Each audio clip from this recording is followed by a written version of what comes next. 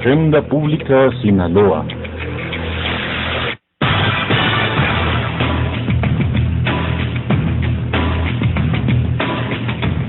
Foro de análisis y debate.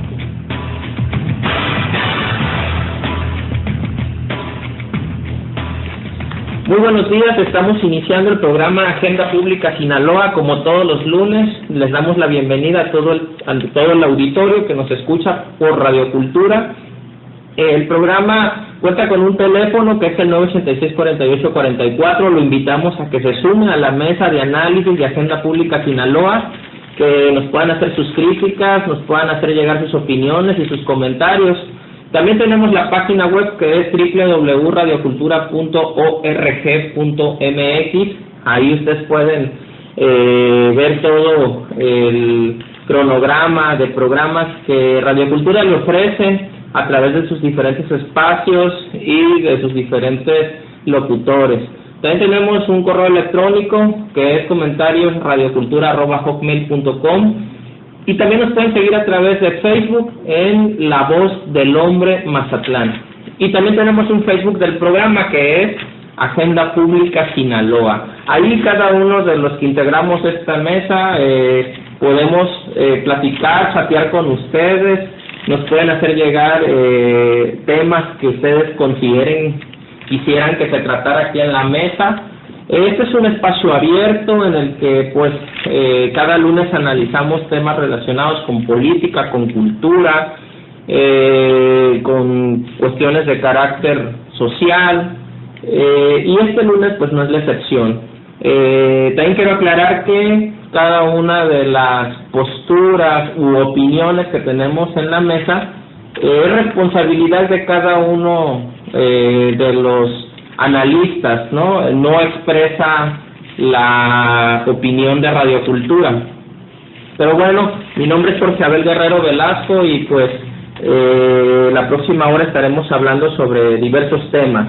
Estamos a la espera de que llegue nuestro amigo Ulises Milán. Esperamos que en el transcurso de esta hora pueda estar ya con nosotros.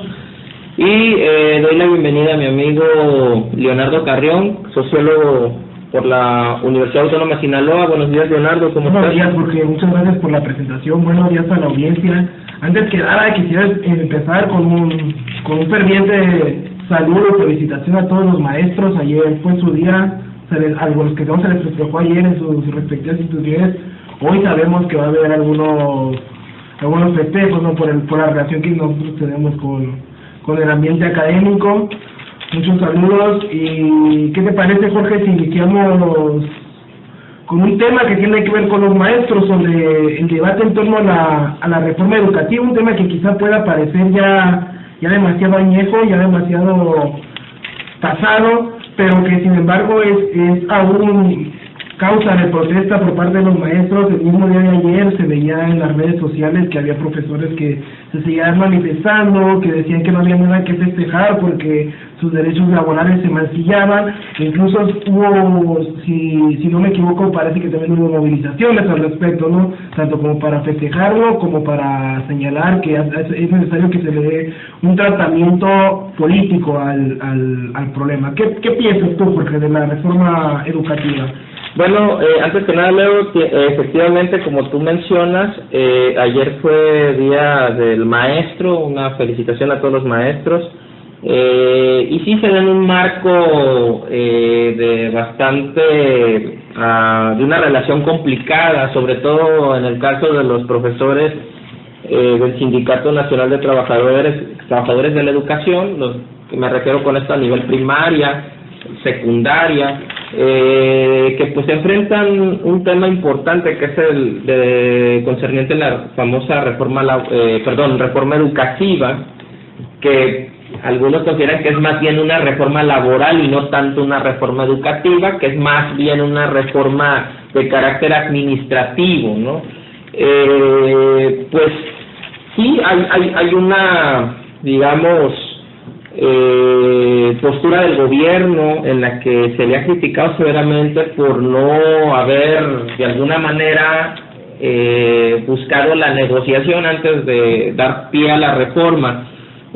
No soy especialista en temas educativos y el caso de la reforma educativa yo creo que merece un análisis muy profundo, ¿no? Entonces a lo mejor mi percepción es más bien un poco pues corta, pero desde mi punto de vista a mí me parece que algo que es importante y que considero que se pueda estar dando y eso independientemente de los maestros. El sindicalismo en México en los últimos años ha ido perdiendo fuerza, ha ido perdiendo capacidad de interlocución.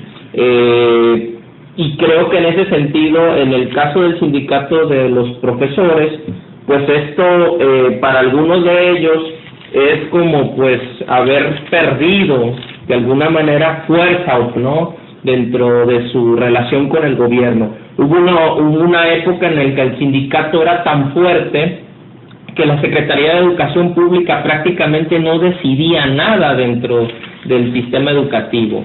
Estaba como pintado, ¿no? Pero hoy, en el actual gobierno, el gobierno ha tomado, digamos, ese espacio, lo ha reclamado. El hecho de que la profesora Elbester esté en la cárcel, pues es un mensaje que dio el gobierno al inicio de que ya no iba a pasar lo que antaño se daba, ¿no?, en el que había un sindicato fuerte que imponía su voluntad, ¿no? Entonces yo creo que los maestros obviamente no estaban acostumbrados a esta nueva realidad, ¿no? Y si bien hay muchas cosas malas que criticar del pasado, donde el sindicato decidía prácticamente todo, independientemente del perfil que se tuviera, hoy el gobierno ha buscado meterlos en cintura y obviamente muchas de esas prestaciones que había pues han desaparecido, ¿no? La herencia de plazas, que de alguna manera, aunque yo he escuchado a muchos profesores que lo niegan, es más que un hecho. Muchos hijos incluso las nuevas generaciones, los actuales profesores que están ahorita, muchos de ellos son hijos de profesores que tuvieron pues la oportunidad o el apoyo de parte de sus padres y del sindicato de poder acceder, ¿no? La verdad es que sí hay muchas cosas que no están bien en la educación. Ahora, yo no estoy tan seguro que esta reforma logra solucionar esos problemas. A mí me parece que no. Me parece que la reforma lo que buscó más bien es meterse por el lado del tema laboral, ¿no? Y ahora hay otro elemento que surge, y es que los licenciados de universidades van a poder también competir por plazas. Es decir, que las normales superiores han perdido el monopolio de poner a sus egresados, o que sus egresados fuesen los únicos que pudieran concursar por una plaza. Y obviamente para muchos que estudian la normal, pues esto es una mala noticia. Dicen que atentan contra su derecho, que así es, porque ese monopolio ahora lo van a perder, y cualquier egresado de una licenciatura, una maestría, pues va a poder competir. Y esto, claro que si nos vamos por áreas de conocimiento específicos, pues alguien que estudió una licenciatura, por ejemplo en sociología, que fue nuestro caso, ¿no? O alguien que estudia una licenciatura en historia, pues obviamente va a tener ventaja con respecto a alguien que es egresado de una normal superior. Cuando intenten pelear por matemáticas. Así es, cuando intenten, así es, ¿no? Entonces ahí es donde va a estar el problema, ¿no? Claro, no lo mismo contra un ingeniero, contra un matemático, contra un biólogo, ¿no? Hablando de materias específicas. Entonces, en todo caso, esto señalaría que los egresados de las normales terminarían quedándose en primarias y en kinder, ¿no? Que sería demasiado dramático. Hay una cuestión que tú señalas, me parece muy interesante. O sea, el Sindicato Nacional de Trabajadores de la Educación un tiempo fue un organismo muy fuerte en cuestión sindical, que defendía muy bien los derechos de sus trabajadores. Quizás es cierto que ha perdido poder en esta característica per se que un sindicato debería tener, pero algo que no podemos negar es que el sindicato en México, y no nada más el Sindicato Nacional de Trabajadores de la Educación, sino el sindicalismo en general, como pasó en su momento con Mexicana, como pasó con el CENTE, como pasó con otras organizaciones similares como la CNOP, ha ganado un corporativismo. Y una de las cosas que se pueden llegar a eliminar con la reforma educativa es la cualidad corporativa que tienen los sindicatos, principalmente el Sindicato Nacional de Trabajadores de la Educación, que de cierto modo ha sido demasiado disfuncional para que la calidad educativa avance. ¿Por qué? Porque bueno, yo tengo a mi hijo, soy profesor, tengo tiempo completo y le dejo a la plaza, aunque mi hijo no pueda ser muy capaz, ¿no? Y hemos visto que esto se ha ido reproduciendo a lo largo de años y tenemos actualmente una calidad educativa en educación primaria y secundaria y preparatoria que cuando estos estudiantes llegan a la universidad llegan demasiado deficientes, ¿no? Y tú y yo tenemos esa experiencia, ¿no? Porque hemos trabajado en distintas universidades y lo hemos visto, no es algo que sea nada más exclusivo de la educación pública, ¿no? En las universidades privadas también pasa, tenemos colegas con los que platicamos sobre el tema y coincidimos en lo mismo, ¿no? Que hay un déficit extraordinario en materia educativa de cómo llegan los estudiantes a la universidad. Y esto hace que las evaluaciones, los procesos de enseñanza-aprendizaje sean más laxos y al final tenemos un resultado que bien se puede reflejar en números, pero en lo cuantitativo, pero en lo cualitativo es muy triste, la verdad, ¿no? Estamos lanzando al mercado laboral profesionistas demasiado débiles, que no tienen la capacidad para competir en el mercado internacional, que es algo de lo que señalan muchos mexicanos primero, ni en materia educativa, ni en materia laboral, y entonces a mí me parece que la reforma educativa busca paliar esto. Es verdad, quizás no sea de toda una reforma educativa, es quizá una reforma laboral, tiene ambos lados, ¿no? Es una reforma laboral para los trabajadores, pero entonces habría que cuestionarlo, ¿no? Porque los trabajadores de la educación, los que protestan por ello, parte del supuesto de que se están atentando contra sus derechos laborales. Entonces habría que preguntarnos si en realidad el trabajador de la educación debería tener los mismos derechos laborales que tiene un ser humano común y corriente, ¿no? Porque tomemos en cuenta que son servidores públicos, no son un trabajador que es cocinero en un restaurante, que barre en un hotel, que arregla camas. No es un trabajador cualquiera, es un trabajador que está ahí y su salario deviene de nuestros impuestos y que por lo tanto se le debería poder exigir públicamente que se someta a regulaciones por parte del sistema político o de las mismas normativas que su labor pública le competan. No sé qué tú piensas. Sí, yo creo que señalas varios puntos que son, digamos, parte del gran problema que el tema educativo ha tenido durante décadas, ¿no? Y conste, bueno, que no, en mi caso yo no estoy muy convencido de que la reforma del gobierno sea la mejor. A mí me parece que la forma en la que el gobierno impuso la reforma no fue la mejor forma. Me parece que ahí también necesitó mucho mayor tacto, más diplomacia, más capacidad de poder llegar a un acuerdo. Ahora, lo otro que tú mencionas, tienes mucha razón, son todos los que nos dedicamos a la cuestión educativa somos de alguna manera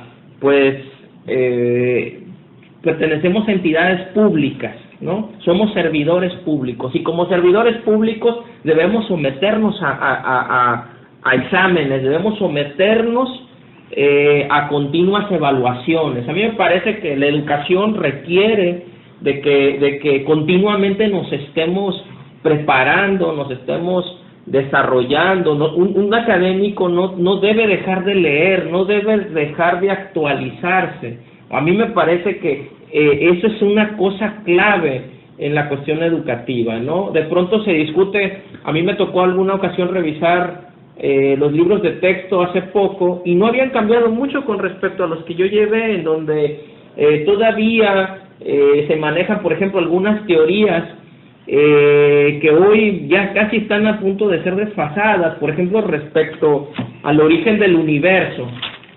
Yo recuerdo en una ocasión que un profesor, yo le decía, bueno, maestro, ¿y qué pasa con el tema de la antimateria? Y me decía, no, es que la antimateria no existe, eso no se ha descubierto. Perdón, eso se había descubierto desde los años 40. pero los libros de texto gratuito en México no lo han incorporado. Claro, Entonces, se trata como si fuera un tema de ciencia ficción. así es, entonces es solamente lo del Big Bang y ya, ¿no? Entonces, yo creo que el gobierno no pasó este tema, es decir, ahí sí yo creo que los maestros tienen algo de razón en una cuestión. Hay que ponerle las cosas, o hay que llamarle a las cosas por su nombre. Yo creo que el gobierno federal no hizo una reforma educativa. Por eso creo que ahí es donde está parte también de la ilegitimidad o del descontento. Esa no es una reforma educativa, es una reforma laboral. La reforma educativa aún no ha llegado. Desde mi parecer, no existe una reforma educativa de parte del gobierno. Sin embargo, le llama reforma educativa. Y yo creo que esta ambigüedad o esta cuestión de nombrar cosas que no corresponden a la realidad también forma parte de este descontento de los maestros. Es decir, si bien hay una serie de cosas que están mal y que hay que corregir dentro de la educación, a mí me parece que el gobierno debió haberle llamado para empezar de otra manera. Ahora, esta cuestión de utilizar al ejército, a las policías locales o estatales para obligar, porque prácticamente están obligando a muchas personas a hacer el examen, a mí me parece que tampoco es la mejor forma. O sea, el tono en el que el gobierno ha querido imponer la reforma no me parece que sea el adecuado, y por eso de alguna manera ha generado nota, ha generado críticas, ha generado una serie de análisis en donde si algo positivo tenía esa reforma o tiene la reforma, de alguna manera la manera en la que se quiere imponer deslegitima. Ahora, yo veo a los padres de familia como que por otro lado, ¿no? Claro, yo no los veo tan preocupados. Así es. Te voy a decir a mí, por ejemplo, que me interesa, y conste que en esto somos corresponsables todos, no le vamos a echar solamente la culpa al gremio de los maestros. Pero en alguna ocasión que yo fui, yo tengo un hijo en una escuela pública y fui por él, y tuve ahí la oportunidad de saludar a su profesor, al profesor que le da clase, y noté que el profesor ni siquiera hablaba bien el español. O sea, decía aiga, tenía una serie de modismos que la verdad a mí sí me preocuparon, porque es quien está educando a mi hijo, ¿no? Y aparte, para alguien que estudia la narcocultura como yo, pues todavía fue más preocupante cuando vi, y perdón porque lo voy a comentar, pero incluso hasta la forma en la que iba vestido y la manera en la que se comportaba hacía alusión a esa forma de cultura. Entonces, a mí me preocupa, como decía un amigo, en el caso de los que vivimos en Sinaloa y que estamos preocupados por el tema de la narcocultura, ¿qué pasa cuando la narcocultura ha logrado infectar incluso a los profesores que dan las clases? Pues ahí tenemos un grave problema, porque ¿cómo vamos nosotros a enfrentar esta situación de violencia, de apología del narcotráfico, cuando quienes están encargados de impartir las clases comparten esas mismas metas, objetivos y valores? Entonces, yo creo que el tema educativo es necesario verlo, pero a profundidad, más allá de esta mal llamada reforma educativa, ¿sí? Verla desde un punto de vista mucho más crítico, mucho más relacionado con el contexto en el que los maestros subsisten. Ahora, también hay buenos ejemplos de maestros, por ejemplo, aquellos maestros en zonas rurales, en las cuales con una gran, digamos, sacrificio lograron ir a una normal, lograron tener una formación y que de alguna manera corresponde con el contexto en el que se da. Porque ahí sí le doy la razón a muchos de los críticos de la reforma. No podemos comparar a un profesor en la zona de la montaña de Guerrero con un profesor que da clases en un fraccionamiento exclusivo en Nuevo León, ¿verdad? Posiblemente el de las montañas de Guerrero es una persona que le ha costado más trabajo hacer una carrera magisterial y que posiblemente pudiera estar en desventaja. Entonces, en ese sentido, me parece que la famosa prueba estandarizada no funciona, porque no mide las capacidades acorde al contexto social de donde son originarios los profesores que se formaron. Pero bueno, es difícil hacer una homologación en ese sentido. Entonces, también me parece que ahí falla la reforma. Pero, yéndonos del otro lado, lo que yo decía antes en el ejemplo del profesor de mi hijo, también me preocupa que ese tema se dé. Y me parece que la reforma no está atendiendo ese tema tampoco. Claro, ¿no? Parece que la reforma ética y moralmente es rotundamente un fracaso, ¿no? Precisamente por eso último que señalas, de que en una comunidad lejana en algún punto de México, las cuales aquí hay muchísimas, es injusto que un profesor llegue y se le evalúe como se le puede evaluar a un citadino, sí, ¿no? Claro. O sea, es diferente, o sea. Pero entonces, ¿qué tiene que pasar, no? Para que podamos homologar este tipo de evaluaciones, para que entonces las diferencias en el país, las brechas se empiecen a disminuir, ¿no? Entonces, algo en lo que quizás sí podamos estar de acuerdo, tanto que tú lo mencionas como que está en la reforma, es que hace falta cambiar los medios de selección para la docencia, incluso quizá en todos los niveles educativos del sistema educativo en México. Pero, entonces, ¿eso no sería también una reforma educativa? Una reforma laboral en materia educativa, que quizás ese sería el término correcto, reforma laboral en materia educativa. Mira, sí, posiblemente, pero aquí el gobierno también tendría, y los profesores también tendrían que convocar a los padres de familia, también tendrían que convocar a la sociedad civil, es decir, que los secretarías de educación pública de los estados se involucraran a través de consejos ciudadanos, académicos, donde hubiera personas que dominaran los temas regionales, locales, para poder, digamos, hacer un planteamiento acorde a las necesidades de ese contexto. Y te voy a poner un ejemplo que no es el mejor ejemplo, ¿no? Pero llama la atención. Por ejemplo, en el estado de Texas, en Estados Unidos, los padres de familia, junto con los profesores y la Secretaría de Educación, confluyen para hacer las reformas educativas. Hace algunos años, en una ciudad de Texas, los padres convinieron con los maestros y con las autoridades que se quitara la teoría de la evolución de las clases de sus hijos, porque consideraban que atentaba a sus valores religiosos. Ahora, esto se oye mal, ¿verdad? Pero acorde a la comunidad. Exacto, es a lo que voy. Tal vez esté mal, pero va acorde a la realidad, claro, de esa comunidad. Habría que hacer un llamado aquí a que los padres de familia se interesen por la educación de sus hijos, no simplemente porque son sus hijos y porque parte de la responsabilidad de criarlos y educarlos es de ellos también, ¿no? Porque finalmente esto termina siendo también una herramienta de participación política, tanto en lo que educas a tus hijos como en lo que te educas a ti mismo, ¿no? Como en lo que empiezas tú por ver cómo mejorar tu comunidad. Muchas veces nos preocupamos porque dices, bueno, porque hay tanta delincuencia en nuestra colonia, ¿no?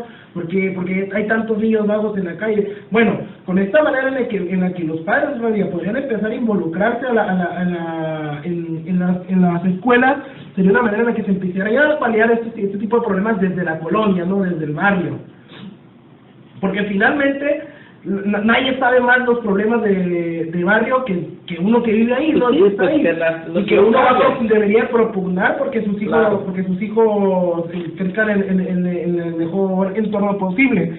Que las juntas de padres de familia es cierto, siguen ocurriendo, pero pues nada más voy yo, recojo las calificaciones y me voy, ¿no? Llego a casa, le doy sus nalgadas y nada más voy y hablo con el profesor para que lo castigue en caso de que se porte mal, pero no hay nada más aparte de eso, ¿no? O sea, y la formación integral la dejamos al garete, ¿no? Como quien dice, o sea, tanto del lado de los padres de familia por la indiferencia, como del lado del sistema educativo, porque finalmente opera bajo otras funciones que en lo que está educar, pero también hay derechos laborales, también hay primas vacacionales, también los profesores son seres humanos, ¿no? Al final de cuentas. Sí, pero vamos a ver, pongámoslo en perspectiva, ¿no? Más allá de los profesores, que yo también pertenezco al gremio de los profesores, hay una percepción en este país, y a mí me pasa continuamente con los amigos, Cuando me preguntan, oye, ¿y tú a qué te dedicas? Yo le digo, pues soy profesor. Me dicen, profesor, oye, qué buen trabajo tienen, hombre, ¿quién como ustedes? Tienen vacaciones, tienen jubilación, tienen prestaciones. Y entonces me doy cuenta que hay una percepción desde otros oficios, desde otras profesiones, que ser profesor es pasártela a gusto. Y la verdad, vamos a ser honestos, esto se debe a las grandes bondades que el sindicalismo le dio al magisterio durante muchos años, porque si bien hoy estamos metidos en un gran problema, en la cual, insisto, el tema de la reforma que lanza el gobierno no es adecuada, no es la mejor, difícilmente se puede defender, pero por otro lado también los profesores, el gremio de los profesores sí había sido muy bien cuidado, por así decirlo, ¿no? Conste que esto no se malinterprete en el sentido de que los profesores no merezcan tener un buen sueldo. A mí me parece que sí, quienes forman la educación o quienes de alguna manera tienen que ver con el desarrollo de un país pasa por el tema educativo, y los profesores son una parte vital a los que debes cuidar. Pero también en México sucedió que por prebendas políticas, como tú mencionabas hace rato, el uso corporativo, en lugar de que esto se fuera traduciendo en una mayor calidad de la enseñanza, se fue traduciendo en una peor calidad de la enseñanza, ¿sí? En un abuso de parte de quienes nos hemos dedicado a este trabajo, ¿no? En el cual yo a veces checo y me digo, no es posible. Tenemos semestres, supuestamente trabajamos por semestres, pero si tú te das cuenta, los semestres son de 4 meses. O sea, esos no son semestres, ¿no? Y si tú te das cuenta, ¿cuántos días no laborables hay en el año? Son demasiados. A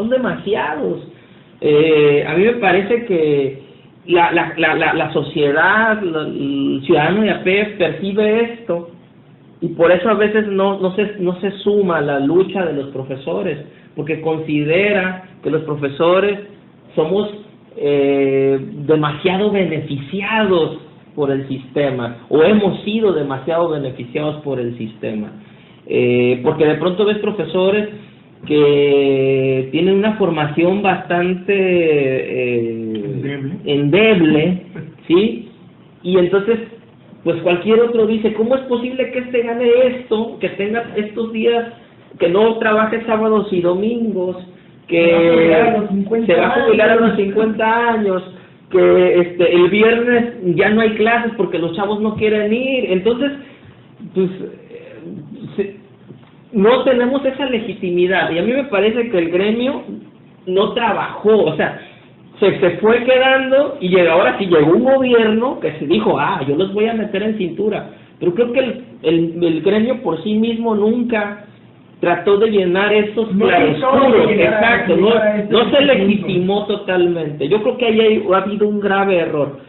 Hay grandes profesores, yo recuerdo profesores que marcaron la enseñanza, mi enseñanza a lo largo de la vida, a los cuales estoy muy agradecido, pero también recuerdo muy malos maestros, ¿no? Maestros que prácticamente no eran muy buenos o nunca los veías, etc. Pero eso es parte de un problema estructural. Ahora, cuando el gobierno quiere entrarle, no lo hace de la mejor forma, ¿no? Creo que por eso insisto, esta mal llamada reforma educativa, que es más bien una reforma laboral, no ha sido legitimada ni por los maestros ni por la sociedad. Entonces el gobierno lo quiere meter así a rajatabla, ¿no? Con calzador, y eso ha generado una serie de conflictos. Bueno, ¿y mejorará la situación cuando el gobierno logre implementar por completo la reforma? Pues, ¿cuál es el panorama? Yo no creo que sea, yo creo que ahí también hay una cuestión que no se toma en cuenta, ¿no? Ahorita que mencionábamos el tema de que los universitarios vamos a poder competir por una plaza. Bueno, yo soy profesor de universidad, pero y sé que si compito por una plaza podría obtenerla, pero yo no me siento capaz de darle clases a niños. O sea, y ahí es también otro tema, porque se supone que quien estudió una carrera magisterial si tiene las herramientas pedagógicas y didácticas para hacerlo. Entonces, si bien el otro puede estar en ventaja con respecto al que estudió en una normal, el de la normal está en ventaja con nosotros cuando tiene que ver con la cuestión de las técnicas pedagógicas, ¿no? Entonces yo ahí también veo otro problema, porque si si un joven egresado de una carrera, la que tú quieras, compite por una plaza y la gana, pues a lo mejor tenga los conocimientos, pero ¿cómo va a enseñar, no? Ahí el gobierno tampoco está viendo esa otra parte. Pero no se parte también del supuesto de que previamente hay una evaluación con la cual se va a determinar tanto si es más capaz el egresado de la normal, tanto si es más capaz el licenciado.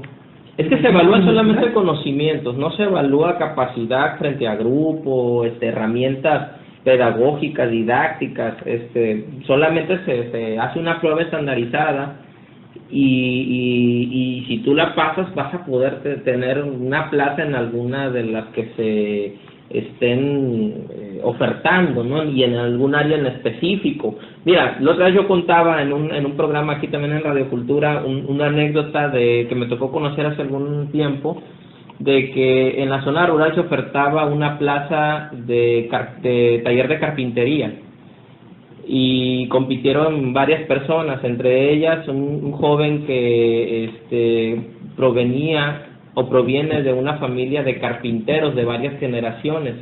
Entonces el joven es muy bueno para el tema de la carpintería y obviamente él creía que podía quedarse con esa plaza. Sin embargo, la prueba no tenía nada que ver con carpintería, era una prueba de conocimientos generales. Y lo gana una chica que es egresada de la UAS, que estudió comercio internacional. Entonces, ella se queda con la plaza y cuando se la dan, le dicen, bueno, pues adelante, el próximo mes empieza usted a dar clases de carpintería. Y la chica dice, espérame, pero yo no sé absolutamente nada de carpintería, ¿no? Y entonces la chica estaba en entre, ¿la dejo o no la dejo? Y le dicen, oye, pero pues ya a lo mejor no va a haber chance después, ¿no? Pero entonces, pasa mucho también que tenemos muchos normalistas que no saben nada de la clase y terminan dando clase. A eso me refiero, pues, pero entonces la reforma no es buena, porque si va a ser de esa manera, entonces a lo mejor sí, ¿no? A lo mejor un doctor en sociología pasa los exámenes y a la hora que te dan tu plaza te dicen, mira, pues es de albañilería. O sea, no, ¿qué vas a hacer? Podemos ser buenos albañiles, ¿no? La cuestión es que se critica mucho el hecho de que se quiere implementar una reforma, pero tampoco se cuestiona qué es lo que va a pasar si las cosas siguen igual, ¿no? No, yo creo que el gobierno sí lo había examinado, ¿no? O sea, ¿qué va a pasar? No, claro, el gobierno lo examina porque si el gobierno si la cosa funcionara como está, no sería necesaria ninguna reforma. A ver, pero ahora está el otro tema. Los profesores no se cuestionan qué es lo que va a pasar, o sea, en un futuro. Bueno, pero ahora está otra cuestión, y hay alguien que piensa que en realidad no es tanto la preocupación del gobierno la cuestión de la reforma educativa en términos de los contenidos, sino más bien es una especie de camino hacia una liberalización del sector, es decir, que darle la entrada a iniciativa privada, y Mexicanos Primero, pues parece que es el que se está de alguna manera ahí muy cercano, es el más interesado en esta coordinación nacional, en la coordinación nacional, que de hecho uno de nuestros amigos nuestros está ahí, es coordinador nacional para implementación de la reforma educativa, ¿no? El profesor Juan Alfonso Mejía, que es compañero nuestro en la facultad. Es presidente estatal de Mexicanos Primero. Ya no es presidente estatal, fue nombrado, director nacional para la implementación de la reforma educativa. O sea, él es el encargado a nivel nacional de que se implemente la reforma por un gol para Mexicanos Primero, entonces. Un golazo para Mexicanos Primero, ¿no? Entonces, ahí es donde, insisto, se deslegitima el gobierno, ¿no? O sea, la cosa es que hay que reconocer que hay muchos problemas en el tema educativo y que somos copartícipes nosotros de ello, ¿no? No solamente el gobierno, también nosotros. Pero cuando Mexicanos Primero tiene el monopolio de la participación dentro del sistema educativo, ahí es donde también salen los críticos, ¿no? Y con cierta razón dicen, oye, espérame, entonces lo que tú quieres, gobierno, no es mejorar la educación, es privatizar la educación. o es darle a un privado la capacidad de inmiscuirse. Y obviamente para un sindicato que había sido bastante apapachado durante muchas décadas, pues claro que se van a quejar, claro que se va a poner el grito en el cielo. Pero lo que yo no entiendo de todo eso, sí, he escuchado las críticas que señalan que se pretende privatizar. ¿De dónde sale esa correlación que dice que se va a privatizar a partir de la apertura a las plazas? ¿De dónde? Porque las plazas, si se siguen otorgando plazas, entonces van a seguir siendo federales y van a seguir operando por el mismo camino al final. No hay manera de que esto se vaya a privatizar, salvo que constitucionalmente la educación deje de ser obligatoria y que el gobierno sea el responsable de bueno, a ver, pero en este momento, ¿qué tan gratuita es la educación? Digo, cuestionémonos. ¿Qué tan gratuita es la educación? O sea, ¿cuánto te cobran a ti en el colegio, bueno, en la primaria, en la secundaria, estoy hablando de las públicas? ¿Cuánto te cobran anualmente? ¿No? Y te vas a dar cuenta, por ejemplo, que cuando van a poner la techumbre hay una cooperación, ¿no? Te piden una cooperación. Cuando van a poner los aires acondicionados te piden otra cooperación. Cuando van a poner el transformador para los aires te piden otra cooperación. Entonces, ¿hasta qué punto es gratuita la educación? Por ejemplo, hay maestros que están dando clases en las escuelas primarias porque ahora se aumentó el horario de las 8 de la mañana a las 4 de la tarde y se requieren más profesores, pero muchos de esos profesores los pagan los padres de familia. Por ejemplo, la maestra de inglés, el maestro de educación física, es por cooperación de los padres. En realidad esas plazas no las está pagando el gobierno. Entonces, ¿no es eso también una forma de semiprivatización? ¿Y qué hacen los padres de familia para evitarlo? Esa es la pregunta. Pues, bueno, los padres están cooperando, ¿verdad? No están haciendo otra cosa, pero si tú ves esos elementos, muchos por eso avisoran que este tipo de movimientos van hacia allá, o sea, van hacia una privatización. A ver, veamos el caso de Pemex, ¿no? ¿Qué dice el gobierno? Bueno, lo que pasa es que nosotros no tenemos capacidad para refinar y lo tenemos que comprar al extranjero y eso nos eleva los costos y a pesar de que lo producimos crudo, nosotros lo tenemos que mandar a otro país y ahí es donde nos aumenta. Ok. Y ahora somos incapaces para poder mantener Pemex porque le cuesta mucho al Estado, tiene más pasivos que activos. Entonces, ¿qué es lo que hay que hacer? Hay que privatizarlo, ¿no? Y parece que el caminito ha sido ese, con muchas empresas. Y no hubiera sido lo ideal que antes de que llegara a este punto se hubiera hecho una reforma en materia energética laboral para los trabajadores de Pemex, quitarle sus derechos y hacer que la estructura burocrática de la organización fuera menos pesada, para que en lugar de gastar 800 millones de pesos en salarios, en pasivos de ya jubilados, de aquello, del otro, bueno, hubiéramos invertido en infraestructura, claro, ¿no? Suena escandaloso, pero al final de cuentas, así es. Sabemos que a Mexicana le pasó exactamente lo mismo. Mexicana de Aviación llegó un momento en el que fue tan pesada la estructura burocrática que fue necesario desaparecerla. Y al final no nada más se atentó contra los derechos laborales de los que estaban en Mexicana. Bueno, sí, o sea, sí. Al final Mexicana desapareció sin derechos laborales y todos se quedaron sin nada y perdimos a Mexicana. Bueno, estoy de acuerdo. Sí, hay algo de razón en lo que dices, a ver.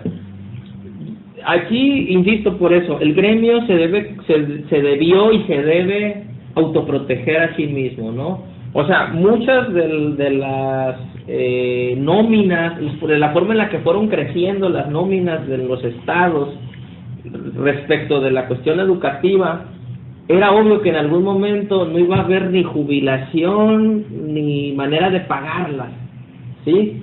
Porque sí hubo un momento en el que se dieron plazas a lo loco. Claro, ¿no? En el que todo el mundo tenía hasta hace días salió un diputado que tenía que tiene 5 plazas de maestro en Oaxaca, ¿no? Y a mí me tocó conocer gente así que tenían 2 plazas, ¿no? Que por la mañana iban a una escuela y por la tarde iban a otra escuela en otro lugar y se jubilaron con doble plaza. Bueno, obviamente eso iba a generar un problema en el futuro. Desgraciadamente el gobierno fue cómplice, los gobiernos de esas épocas fueron cómplices junto con los sindicatos. Es que regresamos a que el problema sigue siendo la cuestión corporativista. Claro, desde luego. Todas las prebendas. Y como dices tú, en algún momento esto va a explotar Y ahora sí, ¿qué derechos ni qué nada? No les pagamos nada y se disuelve el sindicato y se disuelve Discúlpame, las plazas. pero si la privatización de la educación va a funcionar para que el sistema político se salga de la educación, qué bueno entonces, porque es lo que al final es lo que al final ha ido en detrimento de la educación, el otorgar plazas, el dejar que yo le deje la plaza a mi hijo, que yo tenga una plaza federal y una plaza estatal, por favores políticos, por esto, por lo otro, es lo que ha llegado a que ahorita se tenga que implementar una reforma laboral en materia educativa, como lo hubiera sido en su momento en Pemex. Porque en Pemex al final de cuentas lo que voy a hacer es especulación, no puramente, no hay manera de comprobarlo con datos. Pero ¿por qué en Pemex se decidió mantener una estructura burocrática pesada metiéndole dinero en lugar de aligerarla e invertir en infraestructura? Simplemente porque las máquinas no van y votan, pues las máquinas no van a conseguir firmas, las máquinas no te van a... Ahí está la respuesta. Y al final las personas, bueno, les vamos a mantener la gasolina barata, pero eso no se ve, pues eso a mí no me va a dar un seguimiento en el gobierno, eso a mí no me va a dar votos, eso a mí no me sirve. Yo quiero mantenerme aquí en la silla presidencial como del lugar y yo voy a empezar a otorgar esas prebendas con la estructura corporativa que tengo. ¿Cómo cambiamos eso? Esa sería, ya explicaste cómo, pero ahora ¿cómo cambiamos eso? ¿No? ¿Cómo pasamos de ese estado benefactor, entre comillas, a la racionalidad de los recursos? Bueno, según la filosofía dialéctica habría que dejar que esto siga, ¿no? Y habría que dejar que entre el mercado, y habría que dejar que se venda todo, ¿no? Porque al final de cuentas el mercado va a desaparecer y van a aparecer otras nuevas estructuras que van a dar una continuidad a esto. Contrario a lo que pretendemos desde siempre, evitar que entren las reformas, evitar que entren los cambios y mantener todo como está, aunque sabemos que está mal. Ok, pero otra vez, pero si las reformas no están solucionando el problema y más bien lo que están haciendo es aprovecharse del problema para que un privado sea el que explote el mercado en ese sector, pues ahí también nosotros tendríamos que cuestionarlo y tendríamos que evitarlo, tendríamos que formar parte de un, digamos, de la sociedad civil demandante, ¿no?, ante un gobierno que se estaría aprovechando de las circunstancias. Pero, insisto, ¿y cómo arreglamos esto? Porque estamos en un momento muy complicado. Claro, no parece crítico, pero ¿cómo vamos a saber? Y se sigue haciendo uso corporativo de la educación, del magisterio, ¿no? Hay un partido político ahí, ¿no?, que está formado y que, bueno, hay varios, en realidad no hay uno, son varios. Sí, partidos. Cada partido tiene sus grupos y se pelean entre ellos y entre ellos se dan sus regalitos y todo lo demás. Pero ¿cómo vamos a saber que no funciona hasta que no se implemente? Este es el problema. ¿Cómo vamos a saber a quién si en realidad se va a privatizar hasta que no entre la reforma? Porque al final de cuentas termina siendo un discurso de emergencia nada más, de que ay, se va a privatizar, ay, ¿qué va a pasar eso? Ay, ¿qué va a pasar lo otro? Pero no está pasando nada, pues, y el problema sigue creciendo al final. Claro. El problema sigue estando ahí. Y lo repito, bueno, se habla de los posibles problemas que puede haber a futuro, pero se olvida completamente del problema que ya hay, que es un problema corporativo y que como estamos en un estado de comodidad, porque así estuvo operando por mucho tiempo, sí. Pues parece que que está bien que la cosa siga así, ¿no?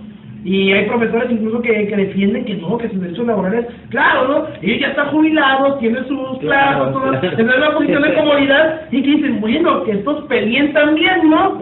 Y los mandan al matadero al final, ahí yo los despiden. En mi casa con mi whisky y mi puro, ¿no? Justo, ¿no?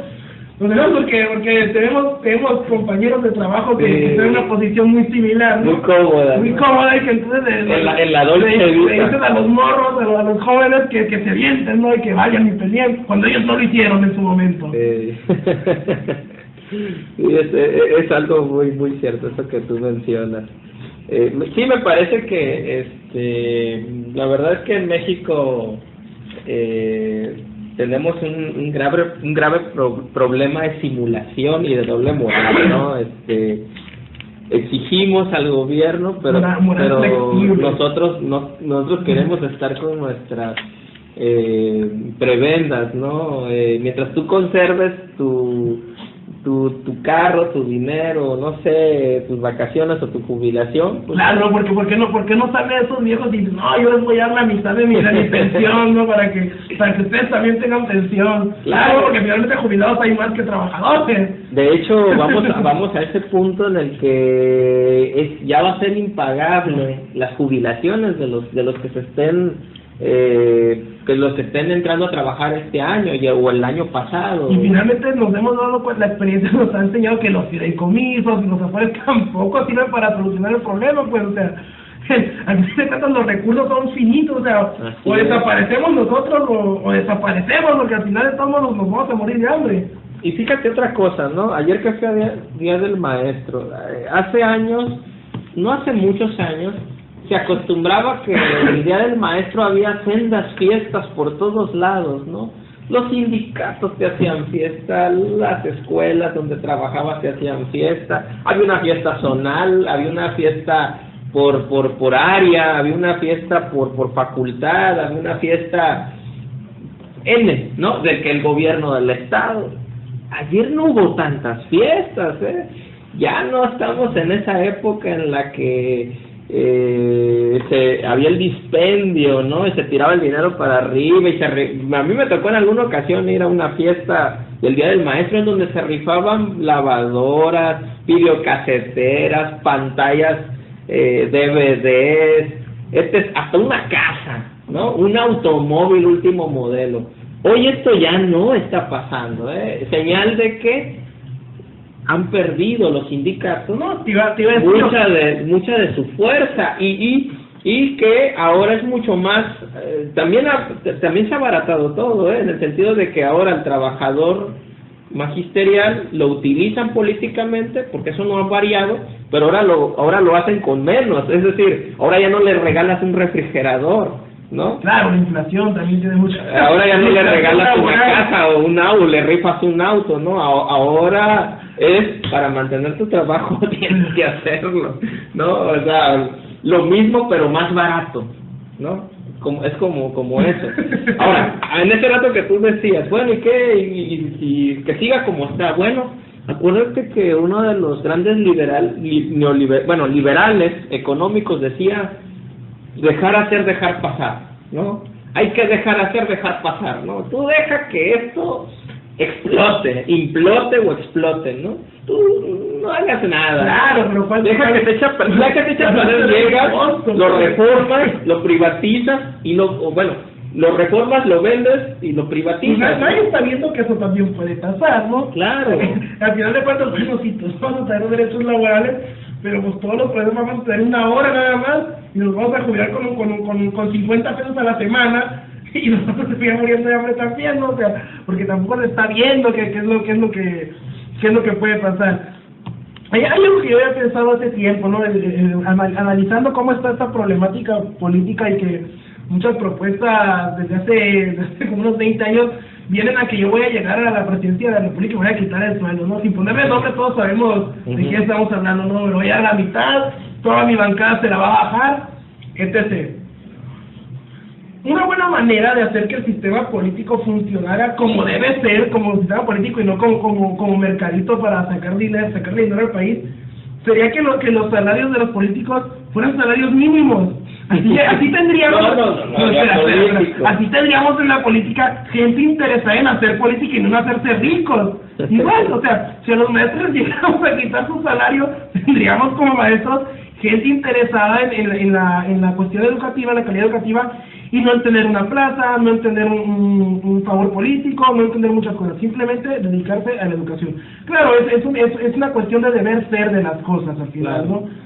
Se supone que aunque tenga buen salario debería de funcionar así, pero no funciona. Si al final de cuentas la calidad viene en detrimento de sus derechos laborales, entonces es escandaloso, pero la educación no es algo en lo que se pueda escatimar al final, o sea, va a ser un costo humano fuerte, pero es necesario hacer algo, y si dentro de eso van los derechos laborales de los maestros, discúlpenme todos mis maestros por lo que voy a decir, pero pues que la educación educativa continúe, ¿no?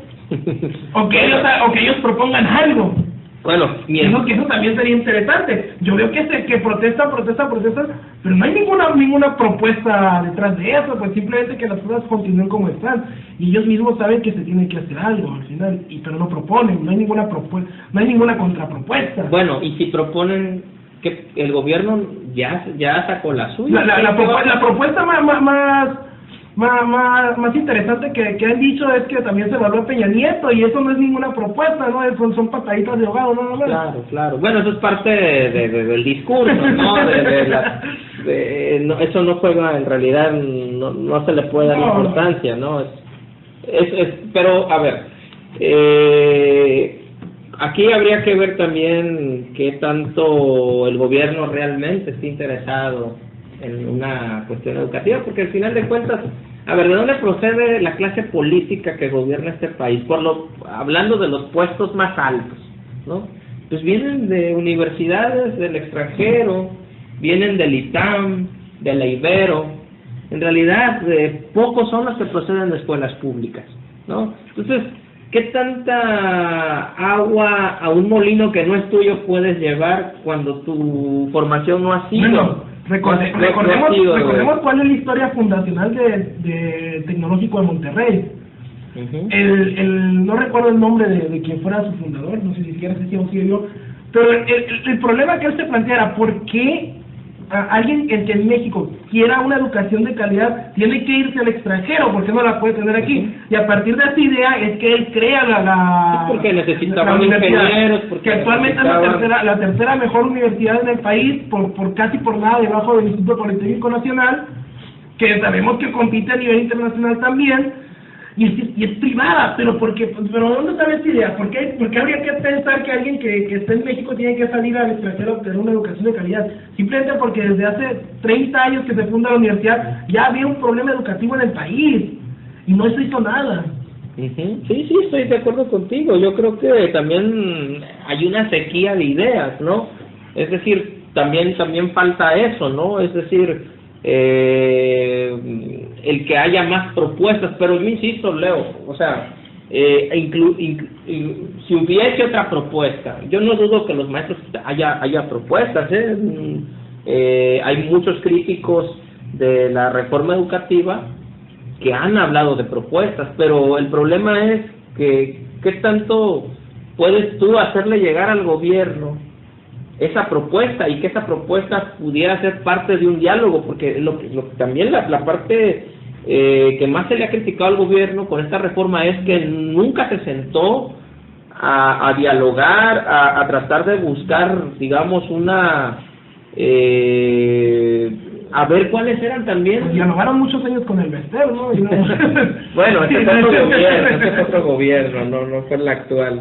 Pero, o sea, ahí, bueno, y hablando del actual, bueno, muchos de los que están en el actual también estuvieron en otros gobiernos que también fueron cómplices de esto, ¿no? Pero bueno, yo creo que es parte de la realidad mexicana. Hay una cosa que dice Sergio Aguayo, que este es el gobierno del háganle como quieran, yo ya hice mis reformas, y creo que en cierta forma es cierto, ¿no? También muchas veces en un sistema que es demasiado abierto es necesario que haya cierto nivel de imposición, por así decirlo, es decir, esto va en contra de la democracia, obviamente, pero la democracia es la imposición de la mayoría. Bueno, es la imposición de la mayoría, pero la mayoría legitima esa imposición. ¿Qué pasa cuando una minoría es la que impone una decisión sobre una mayoría? Ahí es donde carece de esa capacidad, digamos, de consenso, y es donde llega el cuestionamiento, ¿no? Y es lo que le pasa al gobierno actual, que es un gobierno muy cuestionado, porque en temas torales, en temas específicos y estructurales, ha tomado decisiones unilateralmente, ¿no? O sea, aprovechando su mayoría en el Congreso, o esta mayoría artificial que ha generado. Finalmente fueron elegidos por la mayoría, y eso es lo lamentable. Bueno, sí, pero acuérdate que hay una crisis de la representación, es decir que, si bien es cierto, es una democracia representativa en la que nosotros estamos, ¿qué tanto realmente representan los gobernantes tus intereses y los míos? Es decir, tu diputado local ¿alguna vez lo has visto? ¿Has platicado con él? Él lleva al Congreso parte de los puntos de vista que tú y la comunidad tiene, o el señor se manda solito, o obedece a su partido. No, la única vez que he llegado a ver a alguien que fue nuestro actual presidente municipal hace años fue bajándose a comprar tortillas, ¿no? Es la única vez que lo vi en la calle. Ah, bueno, todos compramos tortillas. Sí, recordemos que también nuestros políticos son humanos. Humano, demasiado humano. Bueno, pues ya estamos por despedir. Agradecemos a todo el auditorio, a nuestro compañero Antonio Moreno, que estuvo en cabina con nosotros.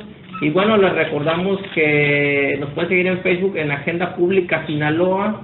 Y por Leo, nos vemos el próximo lunes. ¿Algo más que quisieras mencionar? Antes de cerrar la transmisión, creo que por parte de la mesa de Agenda Pública Sinaloa nos gustaría hacer extensiva nuestro pésame y más pronta resignación a la familia del profesor Víctor Morales por el sensible fallecimiento de su hijo después de Baja California Sur. La verdad exigimos que se haga justicia, ¿no? por este caso lamentable, que al menos se aclare públicamente qué fue lo que pasó. Bueno, pues un abrazo, un saludo al maestro Víctor Morales y pues realmente a toda la familia, un sentido pésame de parte de nuestro.